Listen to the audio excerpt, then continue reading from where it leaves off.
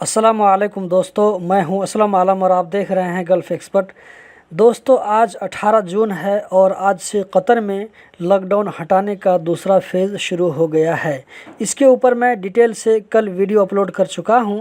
अगर आपने वो वीडियो नहीं देखा है तो ज़रूर देख लें, लिंक आपको यहां पर और डिस्क्रिप्शन में मिल जाएगी। आज की वीडियो में कतर के बारे में कुछ न्यू अपडेट शेयर करने वाला हूं, तो वीडियो के साथ में लास्ट तक बने रहें ताकि आपको पूरी जानकारी मिल सके। और इसी तरह की वीडियो देखते रहने के लिए चैनल को सब्सक्राइब कर लें। यहाँ पर जो सबसे पहला अपडेट आ रहा है वो है कतर में रहने वाले नेपाली भाइयों के लिए अच्छी खबर है। इससे पहले हफ्ता में सिर्फ 2 फ्लाइट नेपाल जाती थी, लेकिन अगले हफ्ते से फ़्लाइट की तादाद बढ़ जाएगी।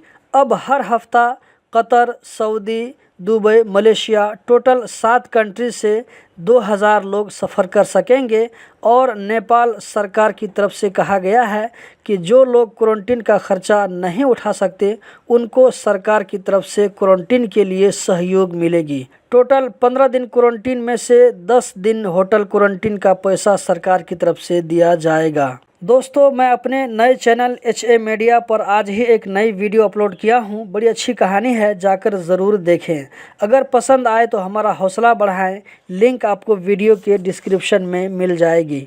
आप में से बहुत सारे भाई जानना चाह रहे होंगे कि रैपिड एंटीजन टेस्ट क्या होता है, इसका क्या प्राइस है, कितना टाइम लगता है।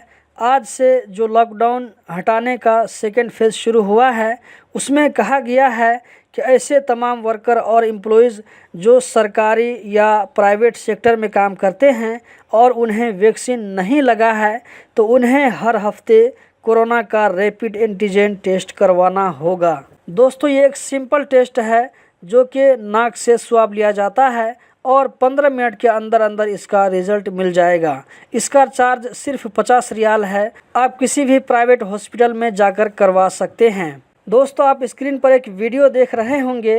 वीडियो में देख सकते हैं ये कतरी शख्स है जो कि सड़क के किनारे खड़ा, तेज़ हवा चलने की वजह से वीडियो में एक पेड़ गिरता हुआ नज़र आ रहा होगा, लेकिन ये कतरी शख्स अपने पोते के साथ मिलकर इस पेड़ को गिरने से बचाने के लिए कोशिश कर रहा है और नज़दीक खंबे से बांधने की कोशिश कर रहा है ताकि ये पेड़ जड़ से न उखड़ जाए।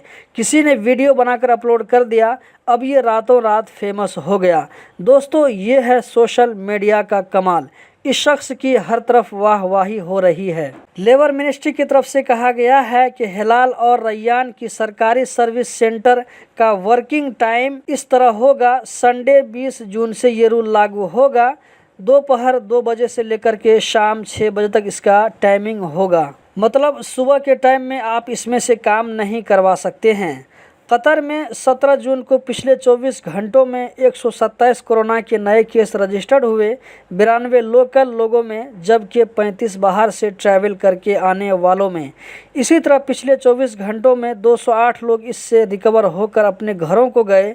2 डेथ का केस भी रजिस्टर्ड हुआ है। कतर में अभी तक टोटल 69.2% एलिजिबल लोगों को वैक्सीन का कम से कम 1 डोज मिल चुका है। तो दोस्तों, यही थी आज की वीडियो। कतर के बारे में इसी तरह की वीडियो देखते रहने के लिए चैनल को सब्सक्राइब करें, वीडियो को लाइक करें। बहुत बहुत शुक्रिया।